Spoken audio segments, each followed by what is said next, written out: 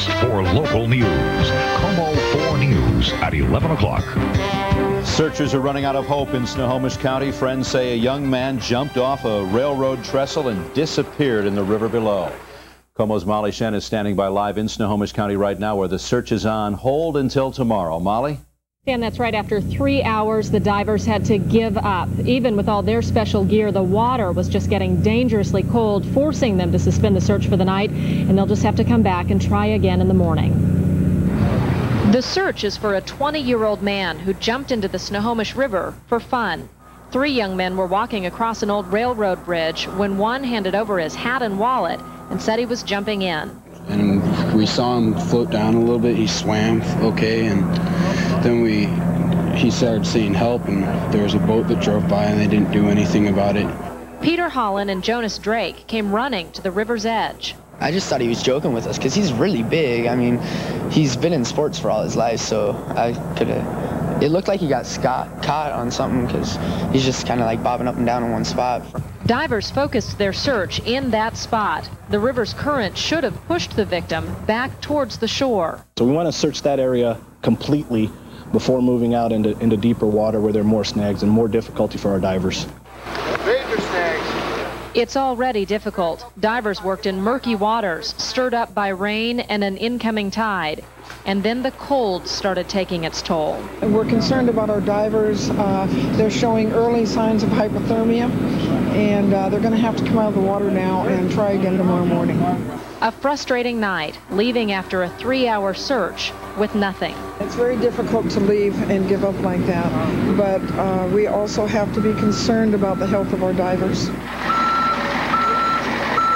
And a tragic night for the 2 teenagers leaving without their friend. He's most likely dead. The victim's parents were on vacation today, so it has taken most of the night for the sheriff's department to get a hold of any of his family members. In the meantime, the divers will be back here tomorrow morning at 8 o'clock to keep looking. Reporting live in Snohomish, Molly Shen, KOMO 4 News. Thank you, Molly.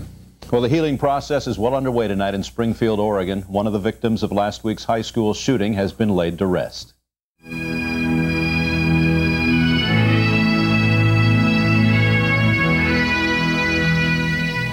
16-year-old Ben Walker was buried today. Hundreds of family members and friends gathered to share memories and to mourn.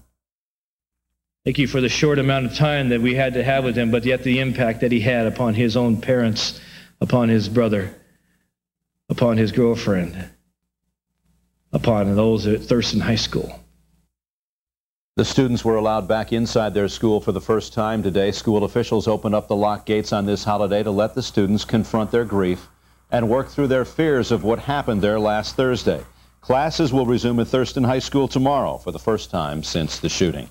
In our state, school officials in Vancouver expelled a 6th grader after he allegedly said he would get a gun, come back and shoot everyone. He was reportedly angry that the school was planning to tell his mother that he was misbehaving on the playground. The 6th grader later told school officials he was just kidding. 2 Gig Harbor teenagers say they have learned a powerful lesson about Mother Nature. The 2 nearly lost their lives after getting trapped on a sea cliff near La Push. Take a look at this Coast Guard video. It shows just how dangerous the situation was for the 15-year-olds, trapped by the rising tide, clinging to a cliff for almost 6 hours. After about the 4th hour, we're just going, we started getting scared. But waves were everywhere, and so just kind of, okay, when are we going to get out of here? And the waves kept really getting us, and I got a little lifesaver here. I almost fell off, and she grabbed me and saved me, so she's my hero. A Coast Guard helicopter had to pull the girls out on a rope, one at a time. The 2 were tired, wet, and embarrassed, but otherwise okay. They're in the process. You just heard that right there. That house just moved. That was a click right there. The house is still moving. That employee of the city of Kelso is talking about one of 17 houses that are sliding down a saturated hillside. It's a given the homes will give way. It's just a matter of when. Families who used to live here have invited Governor Gary Locke to tour the damage. They're hoping to get disaster relief to shore up their lives now that their homes are beyond saving. Well, all of the rain that we have been having isn't helping those homes. It has been pouring on and off all night, but some people still stuck it out at the Folklife Festival at the Seattle Center. A Seattle woman is fighting for her life following a freak accident in Chicago. Police say the 27-year-old woman was riding in a cab that was hit head-on by an 81-year-old man driving the wrong way down an expressway. Both cars burst into flames, killing the elderly driver and the taxi cab driver. The Seattle woman, the cab passenger, was in Chicago for a conference. Dramatic video now of a near drowning in Southern California. Two young people on jet skis collided in San Diego Bay. This is the most serious injury, a 26-year-old man. Paramedics resuscitated him. Tonight he is in critical condition. A 12-year-old girl was on the other jet ski. She was thrown clear and was more shaken than hurt. The girl and young man were participating in an outing with a Christian youth group.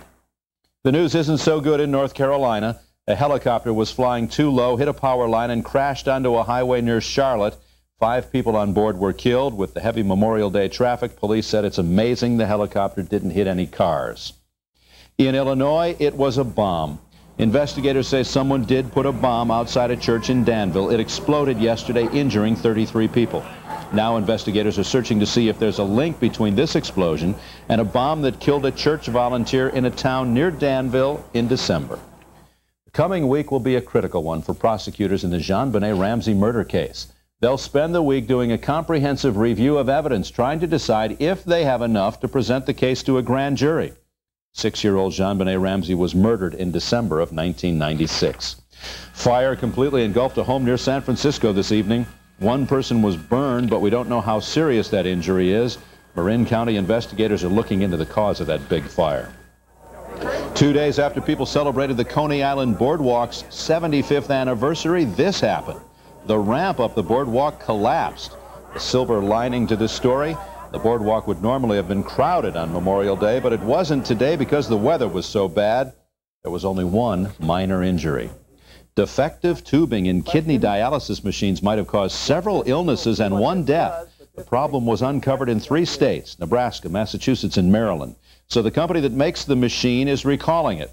Blockage in the tubing might be causing the illness. Symptoms include high blood pressure, chest and back pain, and shortness of breath. In El Paso, 2 men are heading into their 3rd week of a self-imposed hunger strike atop a bridge. It separates Texas and Juarez, Mexico. They're protesting a proposed nuclear dump in West Texas, and they want people around our country to join them by not shopping. For any reason, for clothes, shoes, automotive, anything, except for necessities over the next 60 days, as a means of demonstrating solidarity with us, but also to bring national attention to this problem. They hope enough people will join them so President Clinton will reconsider the dump. In its first election since being taken over by China, voters in Hong Kong overwhelmingly picked members of the country's pro-democracy party to fill the legislature. But only 20 seats in the 60-seat House were voted on by the general public. The rest were chosen by a select group of communists, keeping Beijing in control. Still ahead, a backyard barbecue turns into an emergency call for help. A little bit later, the biggest facelift you'll ever see is finally finished. But first, a local plastic surgeon accused of raping a woman in his operating room is out of jail. And I'm Steve Poole. Time-lapse forecast for tomorrow. Mostly cloudy skies, or we will have a couple of sun breaks at times, but there'll also be some showers in there. Coming up, we'll talk temperatures, and we'll show you the system that's off our coast that's causing all of this. We'll talk about the week ahead. Stay there. KOMO 4 News back in just 60 seconds.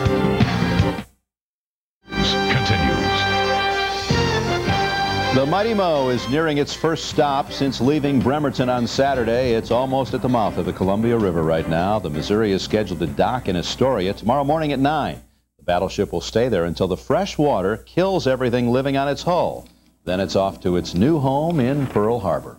Kirkland plastic surgeon Gregory Johnson is a free man tonight. He was released from the King County Jail after serving 7 months for assault.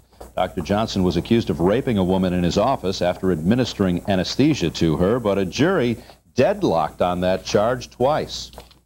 America's fallen soldiers were honored across the country today, but this year, for the very first time, there was no parade in Seattle. It was canceled because of a lack of interest, but not everyone has forgotten our veterans.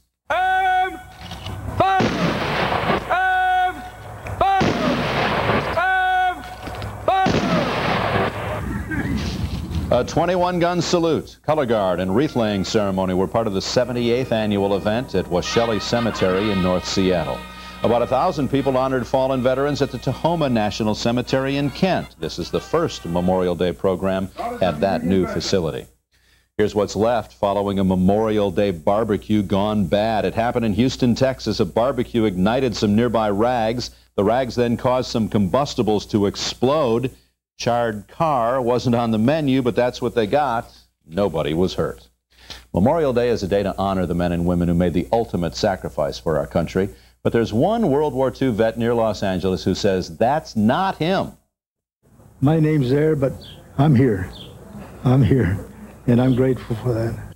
At the El Monte Museum, there's a plaque honoring residents who were killed in America's war. Listed under World War II is Pete Vaez. It's a mistake. He's very much alive, but he certainly risked his life many times. Vaez was wounded 3 times in World War II.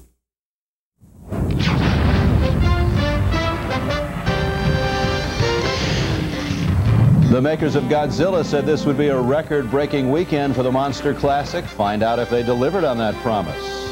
Coming up, but first, what do you do with a 58-foot whale carcass washed up on the beach? News continues. A dead whale 58 feet long has washed ashore in Oceanside, Oregon. Biologists say it's been dead a while. The huge whale has become something of an attraction. This is better than school. That's the big whale. That's right, Charlie. You see inside his mouth? But now the state of Oregon has a big job. It will dispose of the whale by moving it with a crane and burying it.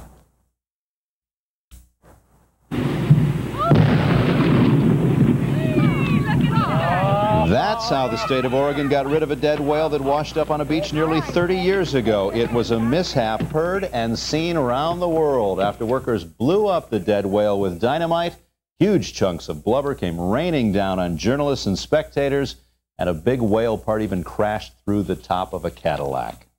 The U.S. Navy has a way to use another mammal to help protect our country. Only recently did the Navy admit that it's been using dolphins to find mines and guard harbors, dating all the way back to Vietnam.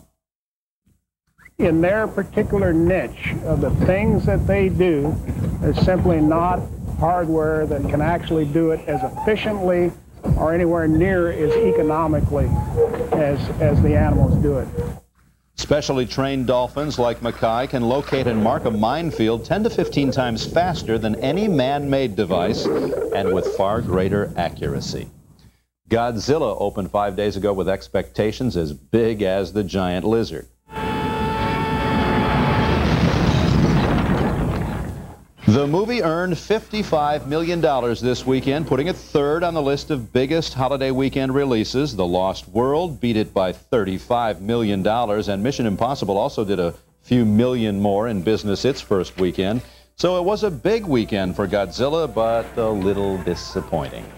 What youngster doesn't dream at one time of making movies? For one Bellevue 13-year-old, it's not a dream. He's the youngest director to ever have a movie in the Seattle International Film Festival. Greta might be the star of the short film Naughty Pooch, a story about the mischief she gets into when her master leaves the house. But this is the 13-year-old brain behind the film. Robbie Burke recently found out his first real movie effort's been selected for Seattle's International Film Festival. I was excited because I got the call and I was waiting for them to tell me. I was like, I didn't get it, I didn't get it. Then they told me, and now I was really excited.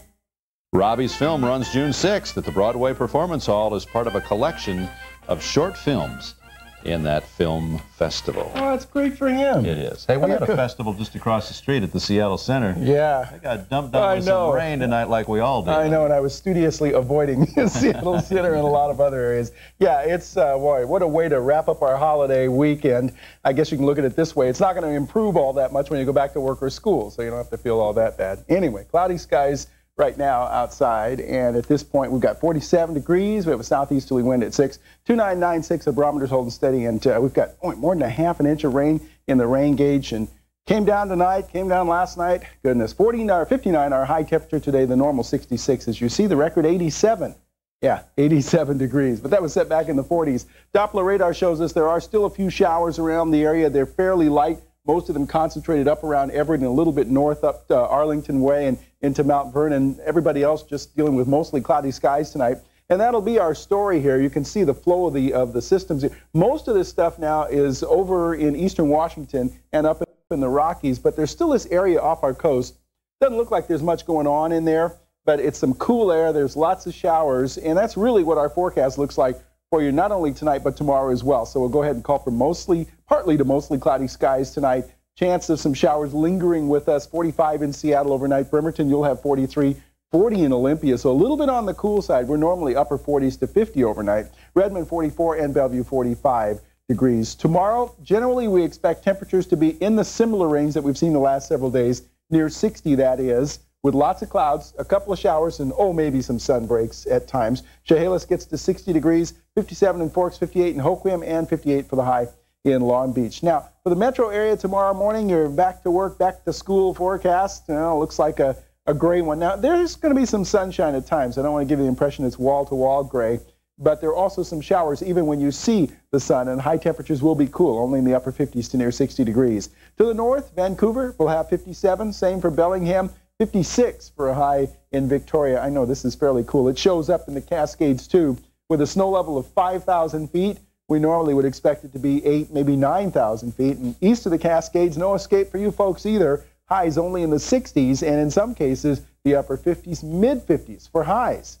in Spokane. All right, well, here's the bottom line then. We've got mostly cloudy skies tonight, still some showers left around here. Tomorrow morning, we're going to start things off with still a few showers in the morning hours. We'll call it showers and sun breaks in the afternoon with the high temperature range right around 56, 62 degrees. Now, where do we go from there? Well, I got to tell you, not a lot of change as we head into the latter stages of the week here. And even the early part, okay? We've got mostly cloudy skies, a couple of showers at times, high temperatures gradually getting back into the lower 60s, overnight lows staying in the mid-40s to the upper 40s. This isn't going to go on forever. I know it seems like it, but hang in there. I think we'll get a break. When? I don't know. But we'll let you know. Maybe next week. Yeah, there you go. We'll do our best. Thanks. In the Egyptian desert tonight, a great unveiling, but the subject of all the attention won't brag about it. He's as quiet as a sphinx. This ceremony was held marking the completion of a 10-year renovation of the ancient Egyptian symbol of royalty. The great Sphinx was carved out of limestone 4,500 years ago. Since then, it's really taken a beating. Soldiers even used the Sphinx for target practice. Archaeologists replaced many of the monument's limestone blocks, so now the Sphinx should be good for another 4,500 years or so. Coming up, Reggie Miller shows Michael Jordan somebody else is capable of a game-winning buzzer beater. But first, the Mariners pluck the wounded Orioles. Tomorrow. Got a complaint but don't have time to bother with it? I'm Chris Heinbaugh. On my next Buyer Beware, a company that will write letters and sit on endless hold to make sure you get a fair shake. Buyer Beware. Tomorrow at 5 on KOMO 4 News. First for medical news with Kathy Gertson's Health Watch. First for consumer news with Buyer Beware. First for breaking news in your neighborhood with the Air 4 response team. First for local news, KOMO 4 News. Mariners playing at home tonight. Kind of an interesting development in this game. You're going to like this, especially when we get to the play of the night. Things are starting to pick up around here, though. This was a fun ball game tonight. Couple of wins in a row for the M's. Nice Memorial Day crowd on hand to watch the M's play the Orioles. Bottom of the first, Joey Cora hits one deep. Watch the fan in right field leans over, way over the railing, makes the catch. The other fan tells him off. You're not supposed to do that, buddy. Joey thought it was a home run, but the umpire called it a double. A couple hitters later, didn't matter. Junior laced a double to right. Joey scored 1-0 M's. Still in the first, Russ Davis hit a 2-out, 2-run single. 4-0 M's after one. Second inning now, David Segui drove home another one, 5-0 Mariners. Third inning, the hits kept coming. Russ Davis drove one deep. Jeffrey Hammonds, though, back to the wall, leaps and makes a dandy grab. Fourth inning, Junior hit another RBI double. Then Edgar drilled an RBI double. It was 8-2 Mariners. They were running away. Fifth inning, Alex Rodriguez came up and gave one a ride. Check out the beer man in right field now. He tries to catch it in the red hook and drops it. Number 19 for Alex, 10-2 M's, and that's one bummed out beer man there. Rookie Steve Gaikowski, a local kid from Newport High, got the final 3 outs. More from him in the play of the night. The Mariners win it 12-4. That's 2 straight, and the Texas Rangers lost tonight, so it's a double dose of good news. Well, it's imperative for us to go out and have days like today. We live and die by the long ball, and it's important for us to go out and hit balls around, steal bases, bunt guys over, whatever it may be, to manufacture runs, and that's exactly what we did tonight. Cubbies against the Braves, 5th inning. Curtis Pride is trying to score. Watch him crash and crash hard into catcher Sandy Martinez. Ouch. He's out of there. Then Martinez, as he's getting up, is ticked off for some reason. Pushes Pride over. Pride then throws a punch. Both benches clear. Here we go. The players are wrestled eventually to the ground. They were separated. Martinez was tossed. And, oh, by the way, the Braves won the game 9-5. Nobody hurt. Cards against the Rockies today. Mark McGwire belted another monster shot. This one went 433 feet. That's number 25 for McGwire. He becomes the first man in baseball history to hit 25 homers before June 1st. The Rockies won the game, though, 6-1. And, oh, we had a dandy in Game 4 of the Eastern Conference Finals today. The Indiana Pacers needed a win to pull even with the Bulls at 2 wins apiece. With 2.9 seconds left, the Bulls led by 1 point. Pacers ball. They needed somebody to step up and pull off a miracle. Gets it in the middle for the win. 4/10 of a second. How did he get that wide open? Look at him plow into Jordan, knocks him halfway across the gym, and then it was Miller time. And look at Larry Bird's reaction. Everybody else is going nuts. Larry's so cool, so calm. Doesn't even crack a smile. Larry, are you awake there? But wait, there was still 0.7 seconds left. The Bulls had one last chance. They went to who else? Michael Jordan. The shot. No, it wouldn't go. The Pacers win it. The series is now even 2 games apiece. They're going back to Chicago. Larry's still sound asleep out there. You got to like it when you go to play the Ponies, and you not only win money, you win a horse. Edmund Petit of Seattle was named the winner of the 2nd annual Emerald Downs Racehorse Sweepstakes. He correctly picked the winning horse in the 8th race today, so they gave him the horse. Petit will keep all the earnings of Cielo Pete this season and won't have to pay any boarding or training expenses until the end of the racing season. That's not a bad deal. For the play of the night, we have the Major League debut of local boy Steve Gaikowski, Newport High School. The first batter to face him, future Hall of Famer Cal Ripken Jr. And you won't believe what happened. Now there's Steve, and there's Cal. Now keep track of the count. First pitch, inside and low, ball 1. Then inside and lower, ball 2. Third pitch now, this is the third one, high and tight, that's ball 3. Then the foul ball down the left side, it's 3-1. Then another foul ball, it's a 3-2 count. The next pitch, high and tight, ball 4, except nobody notices it's ball 4. Ripken stays at the plate. The umpire doesn't say anything, so Gaikowski throws him another one, and Cal flies out to left field. Cal Ripken was robbed, and what a debut that makes for the kid. Ripken, no match for Steve Gaikowski and a snoozing umpire. It's our play of the night. How did nobody notice that? How did Cal not realize it? I don't get it. You know who did notice it? You did. Our sports intern Heather actually said, hold it, there was 4 balls there. She should have yelled down at the umpire or something. Isn't that wild? Yeah, that's funny. Thanks. Next, reeling the big catch of the day. It didn't put up much of a fight. It won't look good on the wall, but it's a safe bet. They'll take it. Catch for 4 fishing buddies from Rhode Island. $21,000 worth of savings bonds floated their way, and they didn't hesitate to pick it up. 4 were faced with quite a dilemma then, whether or not to turn it in to authorities. The safe carrying the money was spotted by the 4 men Saturday, floating about 40 feet off the dock where they were fishing. They picked up the safe, and being good Samaritans, they dropped it off at the Pawtucket Police Department. The safe apparently was stolen from a home in Massachusetts. No word if they're going to get a reward for returning it. If you've ever wondered how the Home Shopping Network finds its products, here it is. They hold auditions. Inventors bring by their wares, and executives from the network decide if they think it's worth selling. Like this woman coming up who's wearing a special fat-burning cream that's activated by heat. You wrap it up in plastic, and you burn off the pounds. We don't know if that's going to be on the Home Shopping Network or not, but all that effort, why don't you just get out and do some real exercise, you know? Thanks for joining us. Have a good night. See you tomorrow. Good night.